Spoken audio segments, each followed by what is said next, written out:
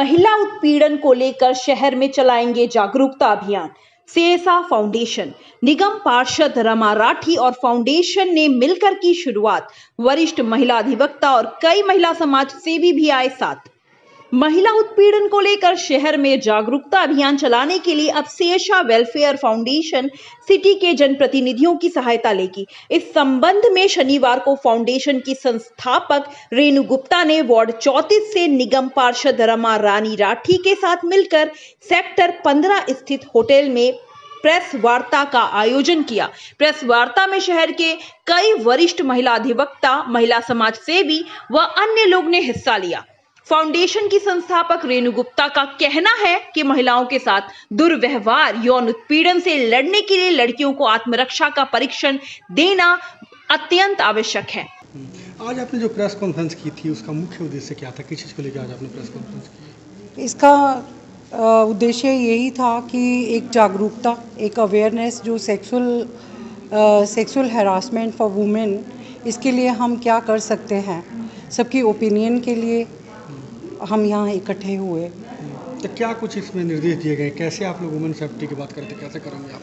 देखिए, इसमें जो हम वर्कशॉप आज तक करते रहे हैं, वो कॉलेज में हो, स्कूल में हो, स्लम्स में हो, गवर्नमेंट स्कूल्स में हो, हम how to differentiate between good touch and bad touch सिखाते हैं बच्चों को। सेल्फ डिफेंस ट्रेनिंग सिखाते हैं and gender equality, gender sensitisation, इसके बारे में अवेयरनेस देते हैं यूजुअली। और बाकी ये हमारा ये एफर्ट है कि हम ये चीज़ फैलाएं लोगों में कि जो डिवाइस हैं आजकल बच्चों की सेफ्टी के लिए, RFID, वो प्रोवाइड किए जाएं और स्कूल्स एटलीस्ट छोटे बच्चों के लिए ये मैंडेटरी होना चाहिए। ये हमारे प्रयास हैं। स्कूल कॉलेजों के अलावा और भी किन किन स्थानों पे आप लोग जाएंगे और इस तरह के कैंपेन चलाएंगे? देखिए, हम तो अब साथ मिला है हमें रमा जी का, तो मैं तो स्लम्स में भी करना चाहती हूँ और हम करते भी रहे हैं।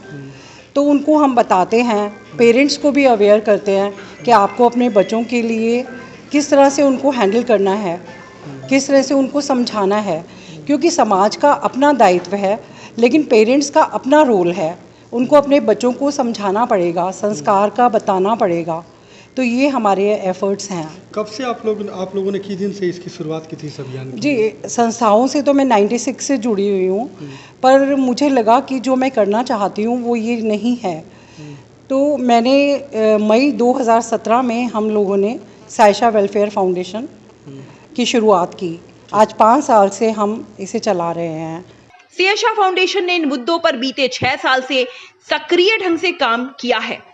इसके लिए संस्था की तरफ से गुरुग्राम, वाराणसी समेत कई शहरों के स्कूल, कॉलेज और विश्वविद्यालयों में सेमिनार और आत्मरक्षा प्रशिक्षण शिविरों का भी आयोजन किया है। इन सेमिनारों के माध्यम से छात्राओं को विभिन्न कसरतों के साथ साथ स्वस्थ रहने के लिए हेल्दी डाइट और महिलाओं के प्रति होने वाले अपराधों से लड़ने की महत्वपूर्ण जानकारियां दी जाती हैं। अब जनप्रतिनिधियों की मदद से शहर के स्कूल, कॉलेज में महिला सशक्तिकरण की दिशा में यौन उत्पीड़न रोकथाम के लिए जागरूकता अभियान चलाए जाएंगे। इनमें महिलाओं के कानूनी अधिकार, आत्मरक्षा प्रशिक्षण को लेकर जागरूक किया जाएगा। निगम पार्षद रमा रानी राठी ने कहा कि MG रोड पर सिकंदरपुर मेट्रो स्टेशन के आसपास शाम 8 बजे से लेकर 12 बजे तक माहौल काफी खराब रहता है। अपने आसपास के निवासियों से लगातार मुझे शिकायत मिल रही है। शाम के 8 बजते ही महिलाओं का यहां से निकलना दूभर हो जाता है। इस संबंध में मेरी तरफ से पुलिस आयुक्त को अवगत कराया है। देखिए, रेणु जी जब मेरे पास आई थी तो उन्होंने जब ये प्रपोज़ल रखा तो मैं बहुत खुश थी कि इस तरह की मुहिम अगर हमारे पास आके ये हमारे साथ इसमें अपना साथ मांग रही हैं तो ये हमारे लिए एक बहुत अच्छी अपॉर्चुनिटी है और हम अपने सराउंडिंग में ये मैसेज, ये अवेयरनेस अगर देंगे तो बहुत अच्छा होगा। इससे पहले भी मेरे ऑफिस में हम इस तरह के कोई भी काम होते हैं तो उसमें जैसे हमारा एक लीगल एड भी का ऑफिस है, वहाँ से भी हम हेल्प करते रहते हैं। तो जब जब रेणु जी से मेरी मुलाकात हुई तो फिर हमने सोचा कि हम एक प्रेस कॉन्फ्रेंस रखते हैं सबसे पहले इसके लिए, और अवेयरनेस की जो शुरुआत है वो यहाँ से करते हैं, और बहुत जल्दी हम पूरे गुड़गांव में एक अच्छी इसके लिए एक मुहिम तैयार कर रहे हैं। मैम, बीजेपी की पार्षद है आप, ऐसे में अगर सरकार की बात करें, जिला प्रशासन की बात करें, तो किस तरह से आप उन लोगों से अपील करेंगी? देखिए, जैसा कि प्रेस कॉन्फ्रेंस में भी मैंने कहा था कि ये पार्ट सिर्फ ना तो नेताओं का है ना तो ये पुलिस का है। मैंने प्रेस कॉन्फ्रेंस में भी यही मैसेज दिया है कि फैमिली से शुरुआत होती है, फैमिली में संस्कार लेके बच्चे बाहर निकलते हैं, उसके बाद प्राइमरी एजुकेशन में आते हैं, वहाँ मोरल एजुकेशन की बहुत ज़्यादा ज़रूरत है, और हमें ये 12th तक जो है हर एक स्कूल में ये ज़रूरी होना चाहिए कि हर एक बच्चे की मोरल एजुकेशन बच्चों को दी जाए। मैम, वुमेन सेफ्टी की बात करें तो ज़्यादातर अगर प्रशासनिक भी का काफ़ी अहम रोल होता है, तो बिल्कुल लेकर क्या पुलिस विभाग की बात करें, ऐसा कुछ आप लोगों से मुलाकात करेंगे, उनसे कुछ अपील करेंगे, या उनको भी बोलेंगे कि आप लोग भी इस तरह के कैंपेन में साथ दें? देखिए, पुलिस का जहाँ तक आपने सवाल किया है तो उसमें मैं अपनी सीपी मैडम को ये एक संदेश भी देना चाहती हूँ, और मैं खुद उनसे जाके पर्सनली मिलूँगी कि हर थाने में कम से कम 2 से 3 ऑफिसर, महिला ऑफिसर ज़रूर होने चाहिए, ताकि किसी भी महिला को अगर कोई इस तरह की अब्यूज़ के लिए कोई इस तरह की कोई कंप्लेंट रखनी पड़े या कोई अपना उनसे हेल्प मांगनी पड़े तो उनको वहाँ ऑलरेडी वो ऑफिसर्स मिलें।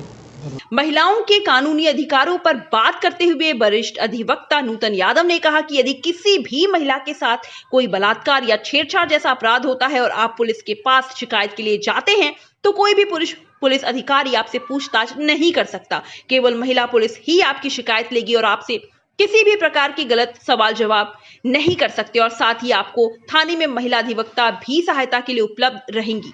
मैं ये जो यौन उत्पीड़न है, इसमें अगर महिलाओं के ड्रेसेस को लेके जो कमेंट्स हैं या सोच है, सोच वो ज़रूरी नहीं है कि मेरे पुरुष बंधुओं की हो, वो सोच स्त्रियों में भी है कि छोटे कपड़े पहन लिए तो रेप ना इनवाइट करें हैं, घनी सिंगर के चली गई तो लोग तो देखेंगे। It should not be like this, ये नहीं होना है। अब मैं जैसे फूल का एग्जाम्पल प्रेस कॉन्फ्रेंस में भी दिया, एक सुंदर फूल है, अगर उसका दोष अगर वो घनी गर्मी में मुरझाता है तो वो एनवायरनमेंट का दोष है, सुंदर कपड़े पहनने से या छोटे कपड़े पहनने से नहीं है। यानी कि सोच विकृत है। कपड़े आपकी चॉइस है। अब मेरे पुरुष भाई हैं, अब वो कुर्ता काट के या लुंगी पहन के तो सड़क पे नहीं आएंगे ना, उनकी भी एक कोड है कि वो एक प्रॉपर ड्रेस में बाहर आएंगे।